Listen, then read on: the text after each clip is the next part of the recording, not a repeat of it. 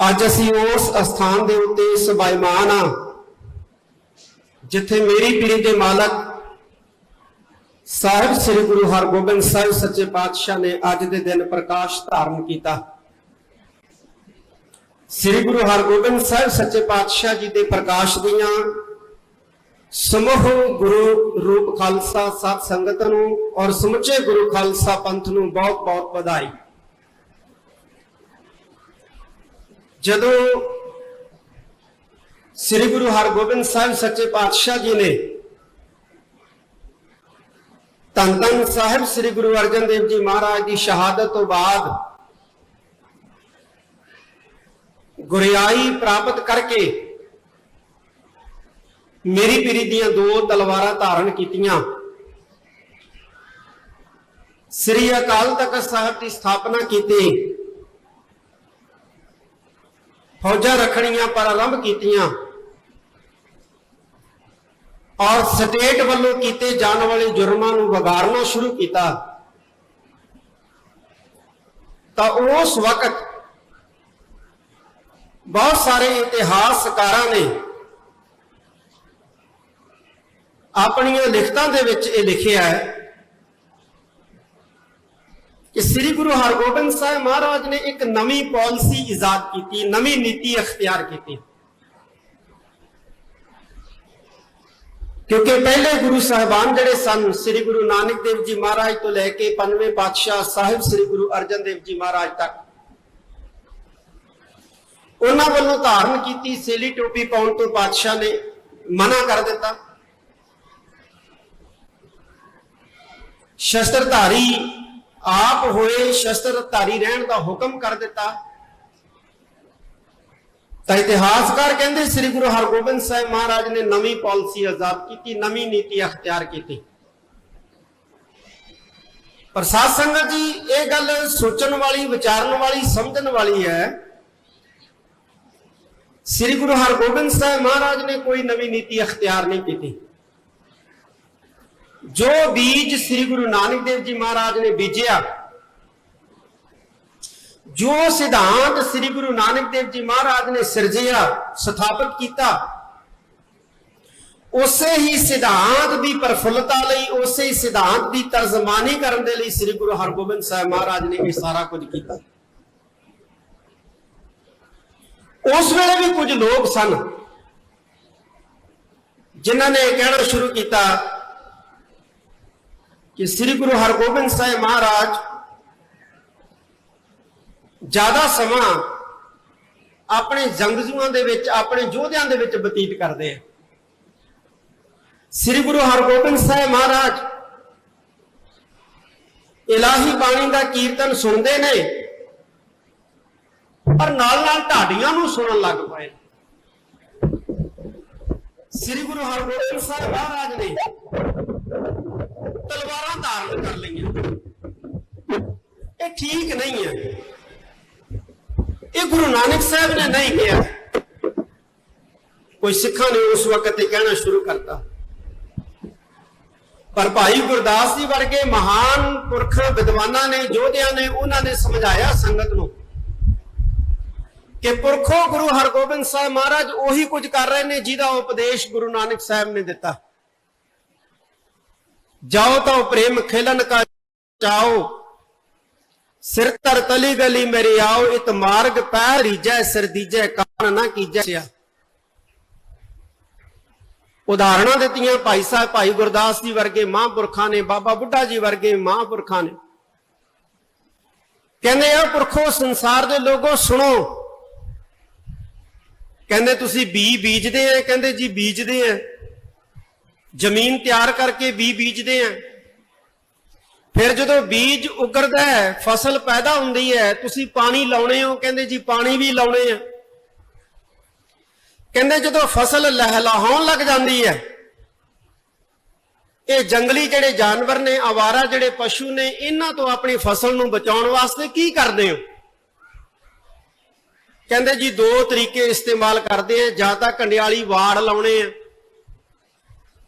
या फिर डांग चुक के पहरेदारी करते हैं। होर कोई ढंग नहीं है, होर कोई तरीका नहीं है, क्योंकि पशुओं को हाथ जोड़ के नहीं समझाया जा सकता। पशु जिहड़ा है वो हरी भरी किसी किसान की फसल उजाड़न आउंदा होवे, किसान उहदे अगे हाथ जोड़ के आखे, तरले पावे, मिन्नतां करे, ओ पुरखा मेरा खेत ना उजाड़, मैं पुत्तां वांगू पालिया, मैं पुत्तां वांगू फसल पाली है, ये मेरी फसल ना उजाड़।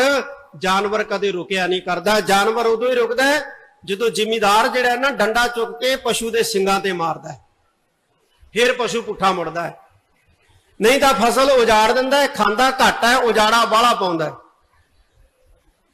भाई गुरदास जी कहन लगे कि ये सच है, कहंदे बिल्कुल सच है। सानू अपनियां फसलों की राखी वास्ते बाड़ करनी पैंदी है, सानू अपनियां फसलों की राखी वास्ते डांग चुकनी पैंदी है। कहंदे फिर समझ लो गुरु नानक साहब ने सिक्खी का बी बीजिया, गुरु अंगद देव जी महाराज ने, गुरु अमरदास जी महाराज ने, धन गुरु रामदास महाराज ने इस फसल नूं गुड्डिया, धन गुरु अर्जन देव जी महाराज ने अपने लहू दे नाल सिंजिया। जदों सिक्खी की फसल जिहड़ी है लहलाउण लग पई है, ते श्री गुरु हरगोबिंद साहब महाराज ने पहरेदारी सिस्टम जिहड़ा है वो आजाद कर दिता है। पहरेदारी करने वास्ते जिहड़ा होका दे दिता है। किहड़ा गलत कीता? जो तुसीं करदे हो वो गुरु हरगोबिंद साहब महाराज ने कीता है। फिर समझ लगी कि बिल्कुल श्री गुरु हरगोबिंद साहब महाराज कोई गलत नहीं कर रहे, सही कर रहे हैं, ठीक कर रहे। धन गुरु गोबिंद सिंह महाराज आनंदपुर साहब की पावन धरती ते अजे 9 साल की उम्र दे ने जदों धन गुरु तेग बहादुर साहब महाराज की शहादत हो गई। उन्होंने शहादत तो बाद श्री गुरु गोबिंद सिंह महाराज ने रंजीत नगारा बनाया और पहाड़ की दून दे विच बजाउणा शुरू करता।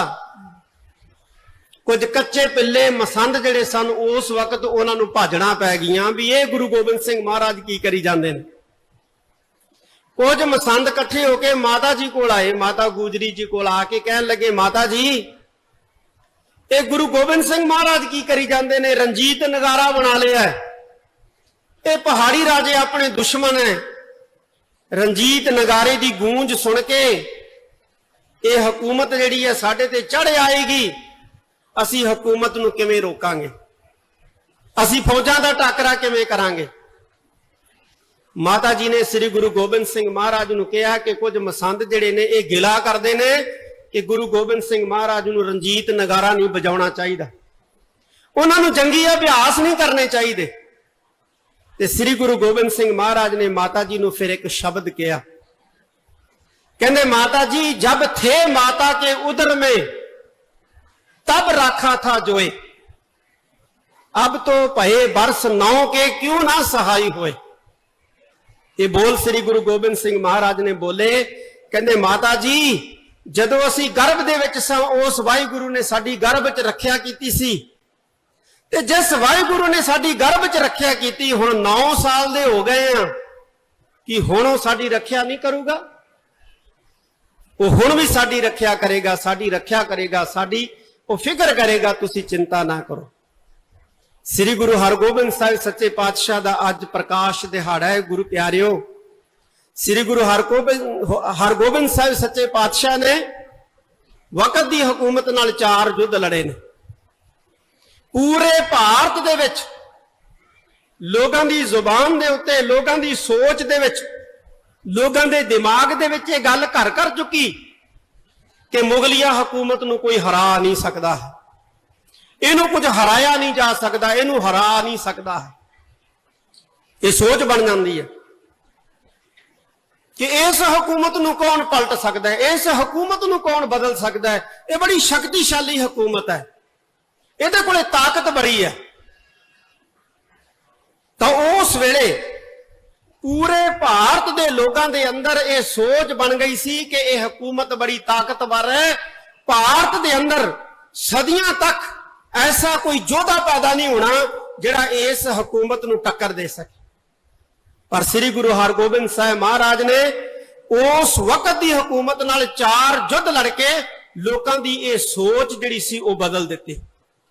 जिहड़े लोग सोचते सी ना कि हुकूमत नूं पलट नहीं सकते, हुकूमत नूं बदलिया नहीं जा सकता, हुकूमत शक्तिशाली बड़ी है, सदियां तक कोई ऐसा सूरबीर पैदा नहीं होगा इस धरती ते जिहड़ा हुकूमत नूं चुनौती दे सके। पर उस वेले लोगों का यह जिहड़ा ख्याल सी चकनाचूर हो गया जदों गुरु हरगोबिंद साहब महाराज ने 4 युद्ध लड़े और 4 जिते। ये श्री गुरु हरगोबिंद साहब महाराज की कला है, श्री गुरु हरगोबिंद साहब सच्चे पातशाह का प्रताप है। अज लोड़ है श्री गुरु हरगोबिंद साहब महाराज के उपदेशों अनुसार जिंदगी जीउण दी। असीं खंडे बाटे की पहल के धारनी बणीए। अज साडी नौजवानी जिहड़ी है ना, नौजवानी वो नशियां दे विच गिरफ्त हो रही है। और ये जिहड़े नशे ने ये सानू शरीरक तौर पर भी मार रहे ने, सानू शरीरक तौर पर खोखला बना रहे ने, सानू मानसिक तौर पर भी मार रहे ने, सानू आर्थिक तौर पर भी मार रहे ने, सानू समाजिक तौर पर भी मार रहे हैं। जिहड़ा बंदा नशा करदा है केवल वही नहीं मरदा, उहदा परिवार भी मरदा है, उहदे बच्चे भी खत्म हुंदे, उहदे पत्नी भी खत्म हुंदी है। इस करके एक ऐसी मुहिम जिहड़ी है वो शुरू कीते जाण दी जरूरत है साडियां सिख संस्थावां वल्लों कि नशा के खिलाफ जिहड़ा है जोरदार आवाज जिहड़ी है वो बुलंद कीती जा सके। खास तौर पर घट्टो घट असीं अपने छोटे छोटे बच्चे जिहड़े नशियां वल रुचत हो रहे ने उन्हां नूं असीं बचा के गुरु दे द्वार नाल जोड़ सकीए। अज बहुत जरूरी है क्योंकि नशे जिहड़े ने वो साडी सोच बर्बाद कर रहे ने, साडी सोच हीणी कर रहे ने। अज जिहड़ा दिवालियापन देख रहे हैं ना साडी सोच दे विच आया होया, इन्हां नशियां दी बदौलत है, इन्हां नशियां दी बदौलत है, माड़े आहार दी बदौलत है, माड़े भोज दी बदौलत है। असीं अपने बच्चिआं नूं माड़ा आहार खाण तो रोकीए, माड़े नशे खाण तो किसी भी कीमत दे उत्ते हर प्रकार के नशे खाण तो रोकीए, फिर साडी जवानी जिहड़ी है वो बच सकेगी।